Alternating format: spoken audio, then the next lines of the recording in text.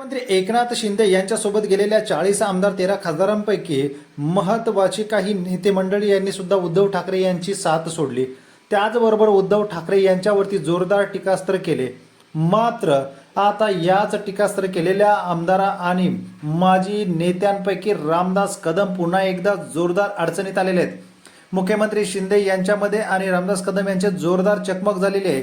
मी तुम्हाला 3 कामांची यादी दिली होती, मात्र आपण काम केले नाही। त्यावर मुख्यमंत्र्यांनी सांगितलं, आपल्याच 3 कामासाठी नाही तर संपूर्ण राज्याचा माझ्याकडे कारभार आहे आणि त्यामुळे वेळ लागतोच, त्यामुळे नाराज होऊन चालणार नाही। यामुळे या शाब्दिक बाबती घडत असतानाच पुन्हा एकदा 300 पदाधिकाऱ्यांच्या राजीनाम्यामुळे पुन्हा एकदा एकनाथ शिंदे, रामदास कदम आणि त्यांच्या पुत्रावरती नाराज असल्याची बातमी समोर येते।